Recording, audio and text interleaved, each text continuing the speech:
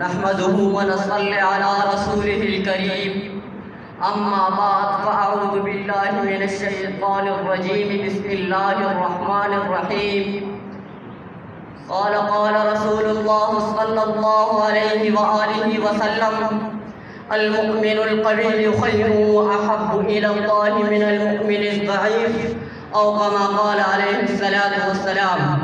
لائق صدر تکریم اسٹیج پر تشریف فرما حضرات اور میرے ہم اثر ساتھیوں، سب سے پہلے جنت کا ایک قیمتی تحفہ پیش کرنا چاہتا ہوں.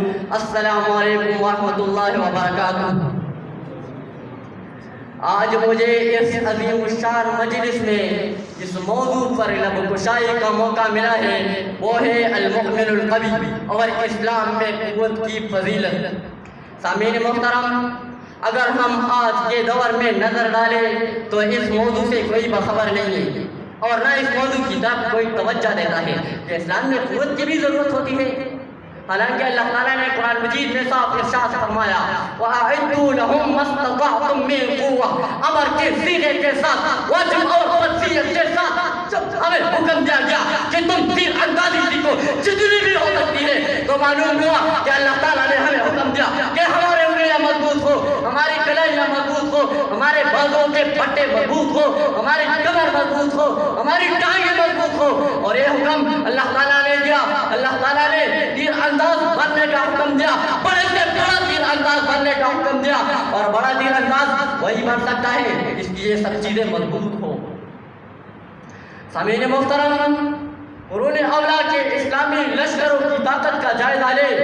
صحابہ کرام کی خوراکیں اتنی زیادہ نہیں تھی اور نہ صحابہ کرام خوراک کی کوئی خاص چیز استعمال کرتے، لیکن جب بھی روم اور فارس کے پہلوانوں کے مقابلے میں کھڑے ہوئے تو ان کو گھوڑوں کے اوپر سے اٹھا کر نیچے پٹکتے تھے.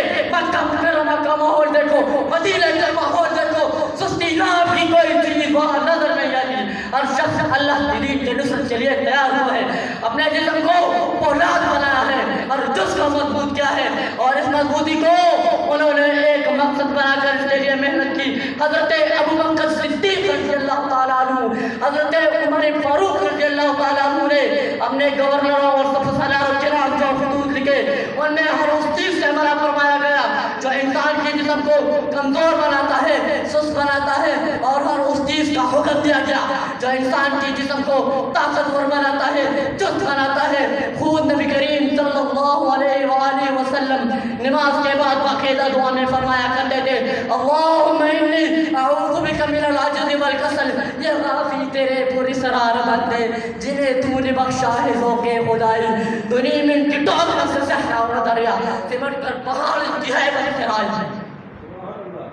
سامعین محترم، لیکن بدقسمتی سے ہمارے ذہنوں میں یہ بات آتی ہے کہ طاقت شاید صرف پلین جہاز فضائل وغیرہ وغیرہ میں ہے اور اپنے بارے میں کوئی سوچ نہیں کرتے کہ بدن کی قوت کی بھی ضرورت ہوتی ہے.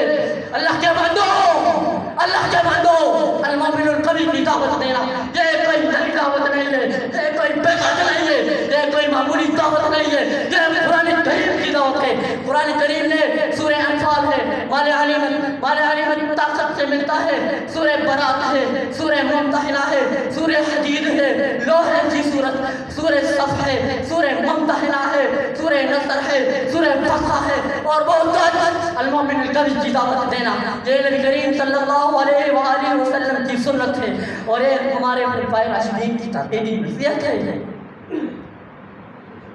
سامعین محترم، جب سرور کائنات محبوب رب العالمین رحمت للعالمین احمد مجتبی مصطفیٰ صلی اللہ علیہ وآلہ وسلم نے ارشاد فرمایا المؤمن القوی خیر و احب الی اللہ من المؤمن الضعیف. اللہ کے نزدیک قوی مومن کمزور مومن سے زیادہ بہتر اور محبوب تھے. تمام انبیاء علیہ السلام قوی تھے. قرآن کے الفاظ میں وہ اولو الرجال تھے، یعنی مضبوط ہاتھوں والے تھے، طاقت والے تھے، قوت والے تھے، اور اولو الابصار تھے، یعنی دیکھنے والے تھے، بصیرت والے تھے، علم والے تھے، روشنی والے تھے. ان حضرات کی روحانی طاقت فرشتوں سے بھی زیادہ تھی اور ان حضرات کی جسمانی طاقت جنت کے مردوں سے بھی زیادہ. جب ان حضرات کو رہنے کا حکم ملتا تو اس ایسے لگتے کہ آسمانوں کو جھکا دیتے، اور جب ان حضرات کو صبر اور برداشت کا حکم ملتا تو پہاڑوں کو پسینہ آ جاتا تھا۔ میں اپنے تقریر کو اس شعر پہ ختم کرنا چاہتا ہوں۔ یہ عظمت باطل دھوکہ ہے، یہ شوکت باطل کچھ بھی نہیں۔ یہ عظمت باطل دھوکہ ہے، یہ شوکت باطل کچھ بھی نہیں۔ مٹی کے کھلونے ہیں سارے، یہ ظلم کے لشکر کچھ بھی نہیں۔ اللہ سے ڈرنے والوں کو طاقت سے ڈرانا مشکل ہے، اگر خوف خدا ہے دل میں تو یہ کیسر و کسریٰ کچھ بھی نہیں۔ اسلام اگر دستور نہیں، قرآن اگر منشور نہیں، اسلام اگر دستور نہیں، قرآن اگر منشور نہیں، پھر افسوس کی ہے آزادی پر کہ ملک اور ملت کچھ بھی نہیں۔